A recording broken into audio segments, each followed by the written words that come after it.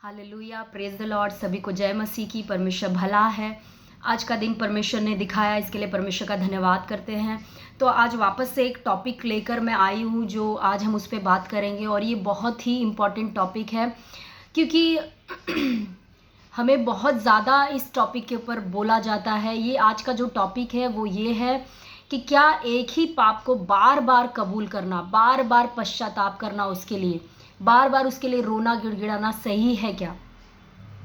हमें क्या ये करना चाहिए? और करने अगर हम कर रहे हैं तो इसका बुरा परिणाम क्या हो सकता है या अच्छा परिणाम क्या हो सकता है? आज हम वचन से सब कुछ देखेंगे। हो सकता है थोड़ा सा ये वीडियो लंबा होगा, लेकिन मैं आप सभी से जो देख रहे हैं रिक्वेस्ट करूंगी, ये पूरा वीडियो आप देखिए, आपको बहुत बड़ा छुटकारा मिलेगा, क्योंकि ये सारा कुछ मैं वचन लेकर आपको समझाऊंगी और बताऊंगी। Hallelujah, thank you Jesus. तो आइए हम वचन को शुरू करते हैं। तो आज का जो टॉपिक है हमारा वो ये है कि हमें बार बार एक ही पाप को या बार बार पापों को याद कर करके पश्चाताप करना, गिड़गिड़ाना सही है क्या? हालेलुया। इसके लिए पहले हम एक वचन पढ़ेंगे। ये भजन संहिता 103 अध्याय, भजन संहिता 103 अध्याय, उसका 12 वचन मैं पढ़ रही हूँ, ध्यान से सुनिए। भजन संहिता 103 का 12। उद्याचल अस्ताचल से जितनी दूर है, उसने हमारे अपराधों को हमसे उतनी ही दूर कर दिया है। ये भजन किसने लिखा है? ये भजन दाऊद लिखता है। और दाऊद कई बार अपने भजनों में भविष्यवाणियाँ करता है, मतलब आगे आने वाले दिनों की भविष्यवाणियाँ कर देता है। और कई बार उसने अनजाने में भविष्यवाणी की मसीहा के बारे में, यीशु के बारे में, और यीशु नए नियम में उन भविष्यवाणियों को कोट करते हैं। हालेलुया। जैसे फॉर एग्जाम्पल, उन्होंने मेरे कपड़े बांट लिए, और ये कहाँ हुआ? भजन संहिता में लिखा। और ये कहाँ पर हुआ? क्रूस के ऊपर यीशु मसीह के साथ ऐसा हुआ। फिर उन्होंने मुझे सिरका पिलाया, ये भविष्यवाणी भी भजन संहिता में दाऊद ने किया। और ये पूरा कहाँ हुआ? क्रूस के ऊपर। बहुत सारी ऐसी चीज़ें। तो यहाँ पर भी ये भजन में दाऊद ऐसा कह रहा है कि उद्याचल से अस्ताचल जितनी दूर है, यानी पूरब से पश्चिम जितनी दूर है, मैंने तुम्हारे अपराधों को तुमसे उतनी दूर कर दिया है। Hallelujah, thank you Jesus. आज तक कोई बता नहीं सकता है कि पूरब से पश्चिम कितना दूर है, क्योंकि वो लिमिट ही नहीं है, कोई बता नहीं सकता। और यहाँ पे परमेश्वर का वचन कह रहा है कि पूरब से पश्चिम जितनी दूर है, उतनी दूर मैंने तुम्हारे पापों को, तुम्हारे अपराधों को कर दिया है तुमसे। हालेलुया। अब देखते हैं कि क्या ये चीज़, ये जो वचन है, ये क्या संभव था क्या पुराने नियम में? पुराने नियम में क्या ऐसा हो सकता था कि हमारे जो पुराने नियम के उन लोगों के पाप जो हैं वो पूरब से पश्चिम जितना दूर है उतना दूर परमेश्वर कर सके? क्या ये संभव था? हालेलुया। अगर नहीं संभव था तो ये बात पूरी कब होती है कि उद्याचल से अस्ताचल जितने दूर है उतना दूर मैंने तुम्हारे पापों को कर दिया? ये कब पूरी होती है, यानी ये भविष्यवाणी परमेश्वर कब पूरी करते हैं, हम देखेंगे आज के वचन में। तो आज का जो वचन है मेनली वो इब्रानियों 10वां अध्याय है। इब्रानियों 10वां अध्याय, उसका मैं पहले वचन से पढ़ रही। बहुत ही आप ध्यान से सुनना, एक एक वचन इसमें का इतना सुंदर है और आपकी ज़िंदगी को बदल सकता है। हालेलुया। इब्रानियों 10वां अध्याय, पहला वचन। क्योंकि व्यवस्था जिसमें आने वाली अच्छी वस्तुओं का प्रतिबिंब है, पर उनका असली स्वरूप नहीं, इसलिए उन एक ही प्रकार के बलिदानों के द्वारा जो प्रतिवर्ष अचूक चढ़ाए जाते हैं, पास आने वालों को कदापि सिद्ध नहीं कर सकती। हालेलुया। मैं आपको समझाती हूँ ये क्या बात कर रहा है। यहाँ पे जो लेखक है, मतलब ये अभी इसका लेखक बराबर से इसमें लिखा नहीं गया है, बट लोग बोलते हैं कि पौलुस ने लिखा है, और इसकी लिखावट से भी ऐसे ही लगता है कि पौलुस ने ही लिखा है इस पत्री को।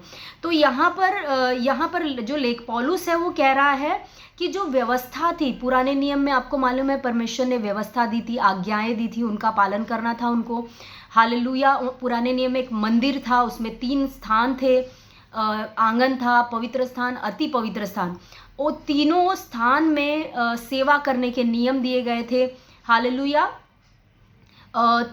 याजक रहते थे जो पवित्र स्थान में सेवा करते थे, लेकिन जो महायाजक होता था वो एक ही रहता था, और वो पूरे साल में, याद रखिए, पूरे साल में वो क्या करता था? एक दिन अति पवित्र स्थान में जाता था, एकदम अंदर वाले स्थान में। अंदर वाले स्थान में जाने को किसी को इजाज़त नहीं थी, क्योंकि अगर अति पवित्र स्थान में कोई जाएगा वो उधर ही मर जाएगा, अगर उसके अंदर पाप है तो।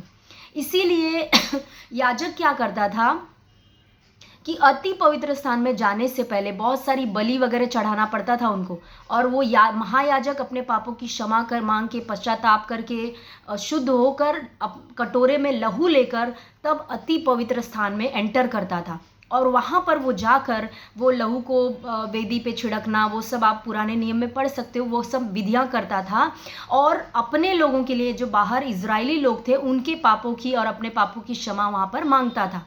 हालेलुया। लेकिन यहाँ पर पौलुस क्या कह रहा है कि जो व्यवस्था थी, यानी पुराना नियम जो था, जहाँ पे परमेश्वर ने व्यवस्था दी थी, सारे आज्ञाएं दी थी, वो जो था वो एक छाया जैसी थी, वो असली चीज़ नहीं था। हालेलुया। असली स्वरूप नहीं था, और इसीलिए क्या होता था कि कितना भी वो लोग बलिदान चढ़ाएं, उनके बलिदान चढ़ाने से उनके पाप क्षमा होते नहीं थे। हालेलुया। वो महायाजक साल में हर साल में एक दिन में वो जाता था अति पवित्र स्थान में, लहू चढ़ाता था, सब करता था, लेकिन फिर भी वो पाप उनके क्षमा होते नहीं थे। हालेलुया। आगे का वचन पढ़ते हैं। पहले वचन में ही लास्ट का पॉइंट जो है, पास आने वालों को कदापि सिद्ध नहीं कर सकते थे, यानी उनके पाप को कभी क्षमा नहीं कर सकते थे। शायद से आज का वचन थोड़ा सा डिफ़िकल्ट हो आपके लिए, लेकिन मैं आपको रिक्वेस्ट करूंगी, प्लीज़ ये ध्यान से सुनिए। परमेश्वर का वचन है, ये आपको ज़रूर छुटकारा देगा। आगे मैं आपको सिखाऊंगी, आपको समझ में आएगा कि मैं क्या सिखा रही हूँ। दूसरा वचन, नहीं तो उनका चढ़ाना बंद क्यों ना हो जाता। हालेलुया। यहाँ पे पौलुस कहता है कि अगर वो महायाजक, हालेलुया, साल में एक बार अति पवित्र स्थान में अगर पाप क्षमा मांगने जा रहा है और उनका पाप अगर क्षमा हो गया, तो फिर उन बलिदानों का चढ़ाना बंद होना चाहिए, है ना, क्योंकि एक बार पाप क्षमा हो गई तो फिर बलिदान क्यों चढ़ाना है। तो यहाँ पे पौलुस कहता है उन बलिदानों का चढ़ाना बंद होना चाहिए। लेकिन इसलिए जब सेवा करने वाले एक ही बार शुद्ध हो जाते तो फिर उनका विवेक उन्हें पापी न ठहराता। तीसरा वचन कहता है, परंतु उनके द्वारा प्रति वर्ष पापों का स्मरण हुआ करता है। हालेलुया। Thank you Jesus. पौलुस क्या कह रहा है, मैं आपको बता रही हूँ कि अगर एक बार में महायाजक ने बलिदान जाकर चढ़ाया, अगर वो पाप सारे क्षमा हो गए होते तो वापस से अगले साल उनको वापस से वही चीज़ करना, दोहराना नहीं पड़ता उनको वापस से अगले, क्योंकि तीसरे वचन में लिखा है कि अगला साल जैसे ही आता था फिर से महायाजक को वही प्रक्रिया दोहरानी पड़ती थी। फिर से वो क्या करते थे, बलिदान चढ़ाते थे वो लोग, महायाजक लहू ले जाता था अति पवित्र स्थान में, फिर पापों की क्षमा मांगता था, फिर वो हो गया, फिर उसके अगले साल वापस से वो यही करता था। तो पौलुस कह रहा है कि अगर एक ही बार में महायाजक एक ही बार जाता और सारे पाप क्षमा हो जाते तो महायाजक को हर साल ये विधि को दोहराना नहीं पड़ता, हर साल लहू लेकर अंदर अति पवित्र स्थान में जाना नहीं पड़ता, हर साल वो लहू के द्वारा क्षमा मांगना नहीं पड़ता। पौलुस यहाँ पे यही बात कहना चाह रहा है। आगे का वचन चौथा लिखा है, क्योंकि यह अनहोना है कि बैलों और बकरों का लहू पापों को दूर करे। पौलुस चौथे वचन में कह रहा है क्यों ऐसा होता था, उनको हर साल क्यों पापों का स्मरण करना पड़ता था बार बार, हर साल क्यों पापों की क्षमा मांगनी पड़ती थी बार बार, क्योंकि बैलों और बकरों के लहू से पाप दूर नहीं हो सकते। पौलुस साफ साफ कहता है। और वो किसका लहू ले जाते थे अति पवित्र स्थान में, बैलों और बकरों का लहू लेकर जाते थे। और यहाँ पे पौलुस कहता है उसके द्वारा पाप क्षमा हो नहीं सकती, लेकिन उसके द्वारा पाप ढका जाता था, अगले साल तक ढक दिया जाता था। हालेलुया। Thank you Jesus. और परमेश्वर कुछ समय के लिए उन पापों को नज़रअंदाज करके इजराइलियों को आशीष देते थे। हालेलुया। तो आई होप कि आपको यहाँ तक का पॉइंट क्लियर हुआ। अभी आगे का पॉइंट बहुत इंपॉर्टेंट है, इसीलिए मैं आपको बोल रही हूँ कि यहाँ तक आप समझ लीजिए मैंने क्या समझाने की कोशिश की। तो पौलुस यहाँ पे यही कह रहा है कि व्यवस्था में कभी भी ऐसा कुछ नहीं था कि वो हमारे पापों को हमेशा के लिए दूर कर दे या क्षमा कर दे, क्योंकि यहाँ पे सबूत दे रहा है पौलुस कि अगर ऐसा होता तो एक ही बार महायाजक पाप क्षमा मांग के आता और उसके बाद दोबारा हर साल जाता नहीं पाप क्षमा मांगने के लिए वापस, लेकिन वो बार बार हर साल वही चीज़ दोहराता था। ये प्रूफ है कि हमारे पाप क्षमा व्यवस्था में नहीं हो सकते थे। हालेलुया। और आपको मालूम है कि दाऊद पुराने नियम में था, व्यवस्था के नीचे था, यानी पुराने नियम में ये वचन की उद्याचल से अस्ताचल जितना दूर है मैंने तेरे पापों को उतना दूर तुझसे कर दिया है। पुराने नियम में ये भविष्यवाणी, ये वचन पूरा होना असंभव था, क्योंकि पुराने नियम में वो बैलों और बकरों का लहू ले जाते थे जो पापों को क्षमा नहीं कर सकता। तो आइए हम देखते हैं कि क्या ये भविष्यवाणी नए नियम में पूरी हुई क्या, क्या यीशु ने इसको पूरा किया क्या। हालेलुया। तो ये सारा वचन बहुत ही अच्छा है, आप पढ़ सकते हो, बट मैं पूरा नहीं पढ़ सकती क्योंकि पूरा पढ़ूंगी तो बहुत समय हो जाएगा। 11वां वचन मैं पढ़ रही हूँ।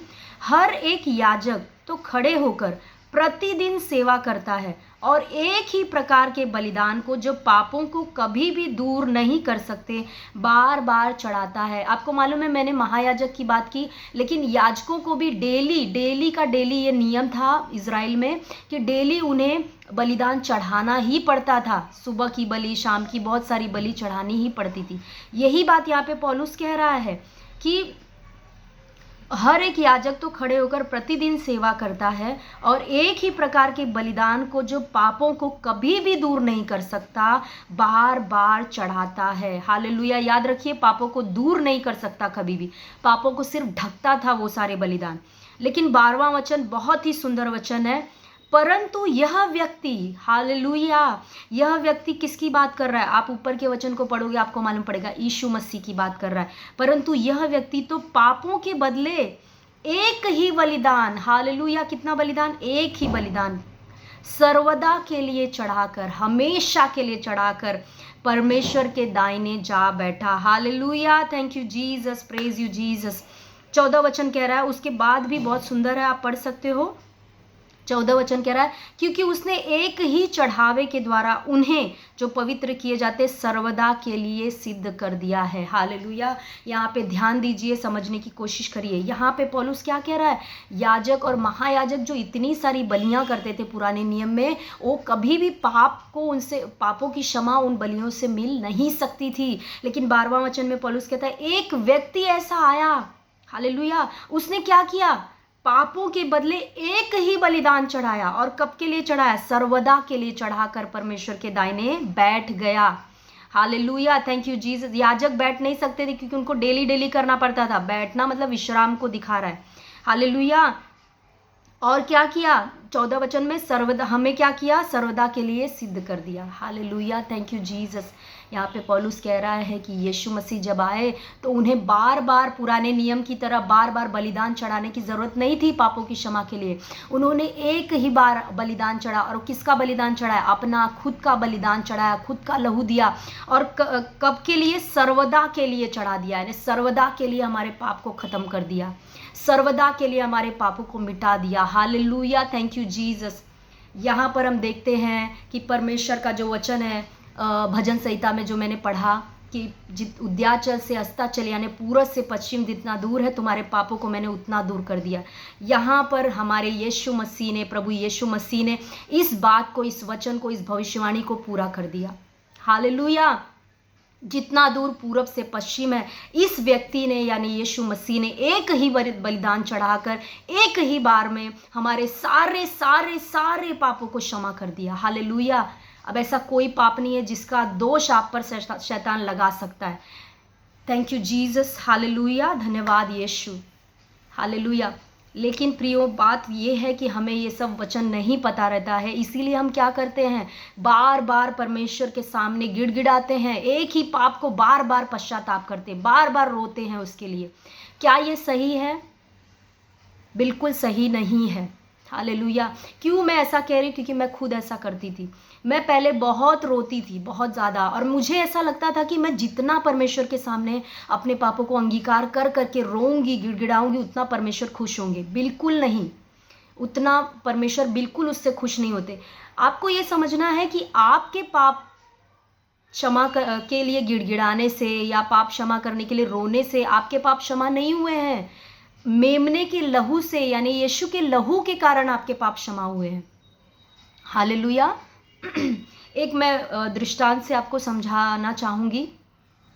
मान लीजिए आपने किसी से कर्जा लिया, 1 लाख का कर्जा आपके ऊपर है और आप उसको चुका नहीं पा रहे हो, और जिससे आपने कर्जा लिया है वो बार बार आकर आपको परेशान कर रहा है, धमकियां दिए जा रहा है, बहुत परेशान कर रहा है। और आपका कोई दूर का रिश्तेदार है, वो देखता है आपको परेशानी में और वो आपको आकर कहता है कि देख, तू कर्जा नहीं भर पा रहा है, कोई बात नहीं, मैं तेरा कर्जा भर देता हूँ। और वो क्या करता है, 1 लाख का कर्जा ले जाकर आपका भर देता है। हालेलुया। अब वो भरने के बाद फिर भी आप क्या कर रहे हो, जिससे आपने कर्जा लिया है उसके पास जा रहे हो आप और रो रहे हो, गिड़गिड़ा रहे हो, मुझे माफ़ कर दे, मैं तेरा कर्जा नहीं चुका पा रहा हूँ, मैं तेरा कर्जा नहीं भर पा रहा हूँ, मुझे क्षमा कर दे, मैं जो सज़ा देना है दे दे, ऐसा कर वैसा कर। अगर आप जाके रो रहे हो, गिड़गिड़ा रहे हो, तो आप उस व्यक्ति को कितना दुख पहुंचा रहे हो जिसने आपके कर्जे को भर दिया है। हालेलुया। और आप खुद टॉर्चर के अंदर हो, आप खुद रो रहे हो, गिड़गिड़ा रहे हो, और वो व्यक्ति जिससे आपने कर्जा लिया था वो खुश हो रहा है, आपको अपना सेवक बना के, दास बना के रखते जा रहा है, और वो खुश हो रहा है कि ये तो, इसको तो अभी भी उसी में है, इसको मैं और परेशान करूं। Hallelujah, thank you Jesus. उसी रीति से यीशु ने आपके कर्जे को भर दिया है। अब आपको अपने ऊपर से नजरें हटाकर यीशु मसीह को देखना पड़ेगा। हालेलुया। यीशु ने आपके कर्जे को भरा है, उसने आपके पापों का दाम चुका दिया है। तो आपको देखना किसको है, यीशु को देखना है। हालेलुया। और शैतान बार बार आपको आकर कहता है, देख तूने ये पाप किया ना, ये पाप किया ना, बार बार पश्चाताप कर, नहीं करेगी तो परमेश्वर तुझे क्षमा नहीं करेगा, या तेरे ये पाप का तो क्षमा है ही नहीं। इस तरह से शैतान टॉर्चर करते जाएगा। अगर आप अपने ऊपर नजरें रखोगे तो, आप अपने पापों को देखते रहोगे तो। हालेलुया। आपको और मुझको यीशु को देखना है, जिसने उन पापों के लिए हमें हमेशा के लिए लिखा है। देखो 14 वचन में, सर्वदा के लिए हमें सिद्ध कर दिया है उसने। हालेलुया। अपनी नज़रें आपके ऊपर से हटाओ, उसके ऊपर लगाओ। हमारा पूरा मसीहत जो है वो इसी पर डिपेंड है। हालेलुया। आज क्यों मसीहत फ्रूटफुल नहीं है, हम उतना फल नहीं देख पा रहे हैं, क्यों मालूम है? क्योंकि हमें वचनों का ज्ञान नहीं है, और इसीलिए हम सारा नज़र हमारे ऊपर, हमने क्या अच्छा किया, हमने क्या बुरा किया, हम कितने पापी हैं कितने नहीं, इसी पर पड़ी रहती है। अपनी नज़रें हमें अपने आप से हटाना पड़ेगा और उसके ऊपर लगाना पड़ेगा कि उसने मेरे लिए क्या किया। जब आप उसके ऊपर नज़र लगाओगे तब आपके हृदय से उसके लिए धन्यवाद निकलेगा कि प्रभु मैं धन्यवाद करती, तूने मेरे पापों के लिए जान दी, तूने मेरे पापों को क्षमा कर दिया है। और आप शैतान को जवाब दे पाओगे कि हे शैतान, देख यहाँ पर लिखा है कि यीशु ने एक ही बार लहू बहाकर मेरे सारे पापों को क्षमा कर दिया, अब तू मुझ पर दोष लगा नहीं सकता। और आप आज़ादी का जीवन जी पाओगे प्रियो। Hallelujah, thank you Jesus. क्योंकि बार बार जो शैतान आपको टॉर्चर करता है आपके माइंड में कि तूने ये पाप का क्षमा नहीं मांगा ना, देख तू नरक चली जाएगी, देख परमेश्वर तुझे क्षमा नहीं करेगा, ये सारा टॉर्चर कौन करता है आपके ऊपर? शैतान करता है। हालेलुया। और क्यों करता है? क्योंकि हम बार बार उसी चीज़ में पड़े हैं, हम बार बार पाप की क्षमा मांग रहे, रो रहे, गिड़गिड़ा रहे हैं। हमें लगता है ज़्यादा रोएंगे, गिड़गिड़ाएंगे परमेश्वर के सामने तो ये बहुत बड़ी नम्रता है हमारी। बिल्कुल नहीं, ये नम्रता बिल्कुल नहीं है, ये घमंड है। हालेलुया। एक और वीडियो में बनाऊंगी, उसमें बताऊंगी कि सच्ची नम्रता क्या होती है। ये नम्रता नहीं है, क्योंकि मुझे भी ऐसा लगता था पहले कि मैं बहुत नम्र हूँ, मैं इस तरह से रो रही हूँ परमेश्वर के सामने, भीख मांग रही हूँ, मैं बहुत नम्र हूँ। बिल्कुल नहीं प्रियो, आपको जानना पड़ेगा कि यीशु मसीह ने क्या किया है हमारे लिए, और तभी एक आज़ादी का जीवन हम जी सकते हैं, स्वतंत्र होकर जी सकते हैं, और शैतान को हम जवाब दे सकते हैं। हालेलुया। तो अब से अगर आपको टॉर्चर करे, हालेलुया। एक और बात मैं आपको कहना चाहूँगी, यूहन्ना की किताब 3 अध्याय में यीशु मसीह ने जब निकोदेमुस उनके पास आया, जब रात के समय, आपको पता है वो सब बातें, तो यीशु मसीह ने क्या कहा कि जिस रीति से मूसा ने जंगल में सांप को ऊंचे पे लटकाया था, उसी रीति से मनुष्य का पुत्र भी लटकाया जाएगा, और तब जो कोई उसको देखेगा और विश्वास करेगा वो अनंत काल का जीवन पाएगा। हालेलुया। यीशु ने खुद कहा, मूसा ने जो जंगल में सांप को ऊपर लटकाया था तो बहुत सारे लोगों को सांप उस टाइम पे काटा था, और परमेश्वर ने मूसा से कहा था कि तू एक पीतल का सांप बना और उसको ऊपर लटका, और जिनको सांप ने काटा है, जब वो लोग उस सांप को देखेंगे, पीतल के सांप को, तो वो लोग चंगे हो जाएंगे। हालेलुया। इसका मतलब परमेश्वर ये कहना चाह रहे थे कि तुमको सांप ने काटा है क्योंकि उन्होंने पाप किया था, गलती की थी, कुड़कुड़ाया था। तो परमेश्वर ये कहना चाह रहे थे कि तुम अपने कुड़कुड़ाने पे, अपने पापों को मत देखो, भले ही तुम्हें सांप ने काट लिया, लेकिन उस सांप को देखो, पीतल के सांप को। जब उसको देखोगे तो तुम चंगाई पाओगे। और क्या हुआ? जैसे जैसे वो लोग उसको देखते गए वो चंगे होते गए। उसी रीति से नए नियम में प्रियो, हमें अपने पापों के ऊपर ज़्यादा ध्यान, मतलब अपने पापों के ऊपर ध्यान देते नहीं रहना है, अपने पापों के ऊपर बार बार मनन नहीं करना, उसके ऊपर मनन करना है कि उसने क्रूस पर क्या क्या कर दिया हमारे लिए। हालेलुया। अब मैं क्या कहना चाह रही हूँ, मैं ये नहीं कहना चाह रही हूँ कि आप पाप में जीवन जियो, मस्त रहो, पाप करते रहो, बिल्कुल नहीं, ये बाइबल के खिलाफ है।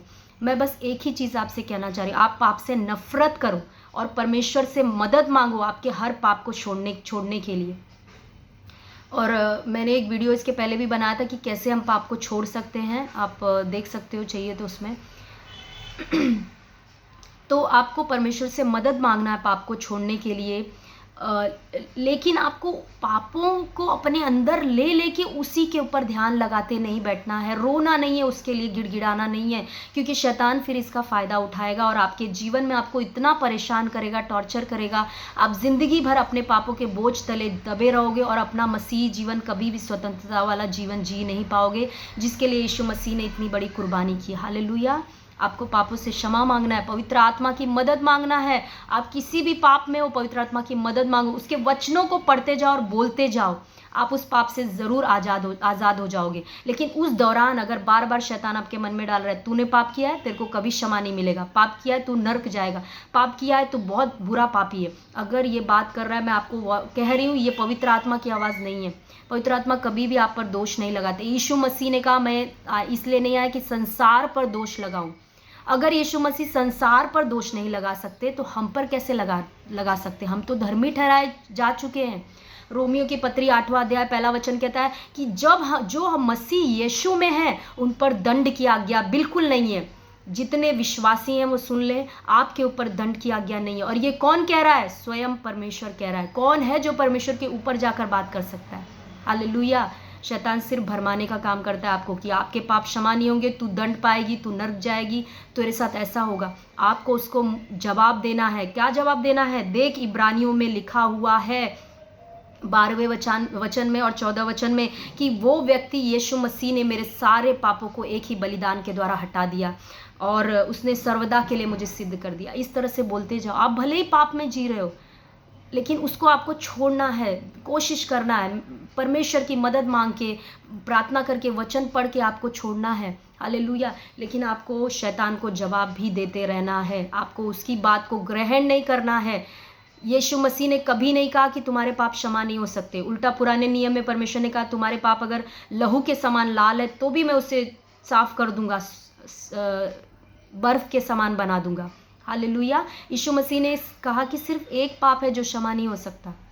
वो कौन सा पाप? पवित्र आत्मा के खिलाफ निंदा करने वाला पाप। और वो भी उसने किससे कहा? जो फरीसी थे उन लोगों को, क्योंकि वो लोग यीशु को बार बार कह रहे थे कि तुझ में दुष्ट आत्मा है। तो हमें यीशु मसीह ने धर्मी ठहरा दिया है प्रियो। हमें याद रखना है, ये इसमें फंस कर रहना नहीं है। अब एक वचन मैं आपको ज़रूर बताऊंगी कि जो वचन में लिखा हुआ है 1 यूहन्ना 1:9 में, क्योंकि वो जो मैं आज आपको सिखा रही हूँ उससे थोड़ा सा वो विरोध कर रहा है वो वचन। मतलब उस वचन में लिखा है कि यदि तू अपने पापों को अंगीकार कर ले तो परमेश्वर विश्वास योग्य और धर्मी है तेरे पापों को शुद्ध करने के लिए। 1 यूहन्ना 1 अध्याय 9वां वचन लिखा हुआ है। हालेलुया। Thank you Jesus. तो अब आप बोलोगे कि यहाँ पे लिखा है सिस्टर कि हम अपने पापों को मान ले तो परमेश्वर हमें क्षमा करने में विश्वास योग्य धर्मी है, इसका मतलब हमें पापों को मानना है बार बार। देखिए यहाँ पे ये नहीं लिखा है कि अपने एक ही पाप को बार बार मानो, पहली बात। और दूसरी बात, जब यूहन्ना लिख रहा है तो यूहन्ना 3 तरह के लोगों से बात कर रहा है। आप दूसरे वचन में पढ़ सकते हो। वो बालकों से बात कर रहा है, 12वें वचन में लिखा है। फिर 13वें वचन में जवानों से बात कर रहा है। 14 वचन में पितरों से यानी बुजुर्गों से बात कर रहा है। हमारे मसीही जीवन में 3 तरह के लोग आते हैं। हालेलुया। जैसे एक छोटा बच्चा होता है, वो छोटा बच्चा वो उसको लगता है मैं रोऊंगा तभी मुझे कुछ मिलेगा, बिना रोए मुझे कुछ मिलने वाला नहीं है, इसलिए वो क्या करता है? हर बात पे रोता है। उसको लगता है मैं रोऊंगा तो मम्मी खिलौना दे देगी। उसी रीति से जब हम मसीह में नए नए आते हैं, हमको लगता है हम पापों को गिड़गिड़ाएंगे, रोएंगे तो परमेश्वर क्षमा कर देगा। तो ठीक है, नए नए हैं विश्वासी, हम समझ के लेंगे। बट हम 13 साल के हो गए, 14 साल के विश्वासी हैं, 20 साल से, 25 साल से, फिर भी हम वही अगर करते जा रहे हैं, रोना, गिड़गिड़ाना, परमेश्वर के सामने पापों की क्षमा मांगते रहना, तो इसका फ़ायदा शैतान उठाएगा। हालेलुया। Thank you Jesus. धन्यवाद यीशु। हालेलुया। तो हमें ये नहीं करना है। हमें ये पापों से नफरत करनी है, पाप को छोड़ना भी है। परमेश्वर की मदद लेकर, वचन की मदद लेकर, लेकिन उसके, मेरा कहने का मतलब उसके बोझ तले दबना नहीं है, क्योंकि शैतान का ये ट्रिक है, हथियार है कि आपको वो आपके पाप याद दिला दिलाकर आपको डिप्रेशन में डाल दे, आपको सताव आपके ऊपर करे। Hallelujah, hallelujah, thank you Jesus. तो मैं कह रही थी कि आपको उसके बार बार उसी पापों को लेकर आपको रोना नहीं है, गिड़गिड़ाना नहीं है, आपको ये नहीं महसूस करना है कि परमेश्वर ने आपको क्षमा नहीं किया। आप अगर एक बार आपने किसी भी पाप के लिए क्षमा मांग दिया है, परमेश्वर ने आपको क्षमा कर दिया, आपको विश्वास करना है। और वो क्षमा इसलिए परमेश्वर ने नहीं किया है कि आपने मांगा या आपने रोया, आपने कुछ किया, इसके लिए किया है कि यीशु मसीह ने आपके पापों के लिए दाम चुकाया है। हालेलुया। परमेश्वर आपके और मुझको देखते ही नहीं है, वो यीशु को देखकर हमें ब्लेस कर रहे हैं, यीशु को देखकर हमें क्षमा कर रहे हैं। तो हमें भी यीशु को देखकर अपने जीवन को जीना है। हालेलुया। अपने तरफ से नज़र हटाना है। हालेलुया, थैंक यू जीसस, धन्यवाद यीशु। अब एक चीज़ मैं आपको और कहना चाहूँगी कि अगर समझो अभी हम विश्वासी हो चुके हैं, अगर हमसे कोई गलती हो जाती है या हम कोई पाप में हैं, तो क्या करें हम? क्या हम परमेश्वर से क्षमा नहीं मांगे? ठीक है, मैं आपको कह रही हूँ, अगर आप किसी भी पाप में हैं तो पहली बात तो आपको उस पाप से नफरत करना है। दूसरी बात आपको ये जानना है कि आप उस पाप पर प्रभुता कर सकते हो, उसको छोड़ सकते हो, जयवंत हो सकते हो उसके ऊपर। तीसरी बात, आपको परमेश्वर से, पवित्र आत्मा से मदद मांगना है, वचन पढ़ना है और प्रार्थना में जाना है उसको छोड़ने के लिए पूरी रीति से। हालेलुया। और अगर फिर भी आप उसमें अभी हो तो आप परमेश्वर से कहो नॉर्मल रीति से कि Lord I am so sorry, प्रभु मुझे माफ़ कर दे, मैं इस चीज़ को छोड़ना चाहता हूँ, मेरे से बार बार हो रहा है, मेरी मदद करो।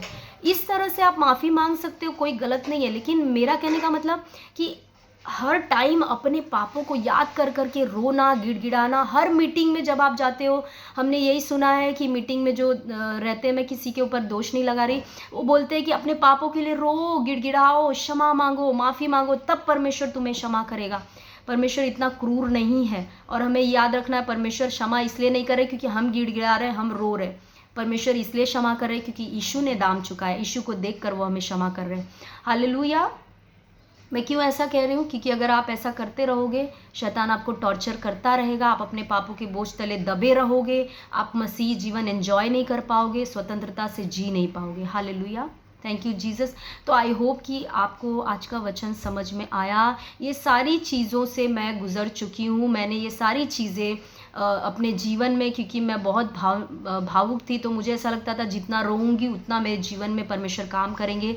लेकिन हमें याद रखना है प्रियो, परमेश्वर आत्मा है, वो भावनाओं से नहीं चलते, वो आत्मिक बातों से चलते।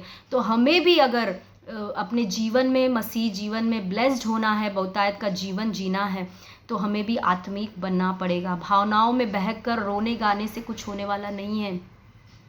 Hallelujah, thank you Jesus. तो आई होप कि आज का वचन आपको समझा, और ये जो सारे वचन है मैं डिस्क्रिप्शन बॉक्स में डाल दूंगी। मैं आपसे रिक्वेस्ट कर रही हूँ, ये सारे इब्रानियों के स्पेशली जो वचन 12-14 आप पढ़िए, पूरा इब्रानियों का 10वां अध्याय पढ़िए, आपका दिमाग खुल जाएगा। बार बार पढ़िए और मनन करिए, एक एक वचन इतना सुंदर है कि यीशु ने हमारे लिए क्या किया है। और जब आप पढ़ोगे आप धन्यवाद से भर जाओगे। Hallelujah, thank you Jesus. तो आई होप कि आज का वचन से आप ब्लेस्ड हुए। वापस से हम नेक्स्ट टाइम मिलेंगे किसी एक और वचन को, जैसा पवित्र आत्मा मुझे अगुवाई करेंगे हम उसके बारे में सीखेंगे, और आप धीरे धीरे अपने मसीह जीवन में छुटकारा पाते जाओगे। हालेलुया। तो यीशु मसीह के नाम में आमीन।